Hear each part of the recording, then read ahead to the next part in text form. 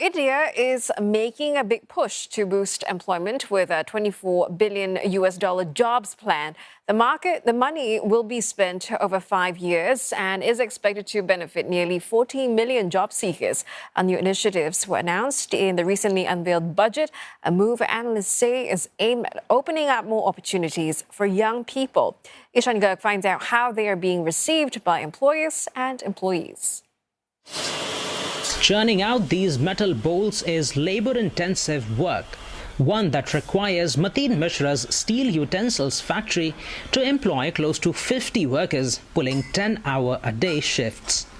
He wants to hire more workers to keep the wheels turning as he looks to expand his business. अगर ये सरकार हमको support करती है तो इसमें हमारा और हमारे वर्करों का बहुत बड़ा फायदा होगा. Mishra had high hopes from the annual budget, but his expectations of a reduction in tax rates, compliance requirements and cheaper loans were not fully met. Instead, the government announced new hiring-linked incentives, including reimbursing bosses for a portion of benefits paid to current employees, such as pensions, and reimbursements if a firm hires new people.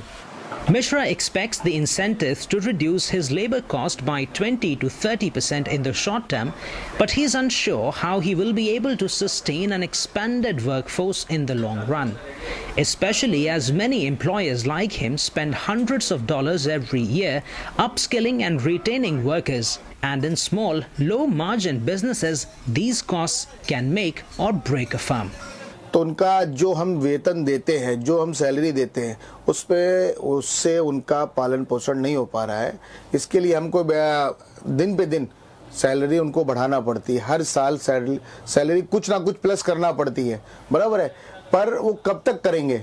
और हमारे rate टूटते जा रहे हैं, salary बढ़ती जा रही है, पर हम भी कब तक सर्वाइव करेंगे? To benefit from these incentives, companies like Mishra's will have to enroll workers in the Employees Provident Fund organization, one of the two main social security bodies under state control. The idea is to push companies to convert informally employed labor into fixed employees, which will ensure some protection through mandatory pay benefits and social security. You actually have several incentives going into the manufacturing, industrial, infrastructure sector, which is actually expected to improve overall employment too. Finance Minister Nirmala Sitharaman also announced one-time direct benefit transfers of a month's salary up to $180 to first-time employees. It's a scheme that could shift some burden away from businesses and add to the young person's disposable income.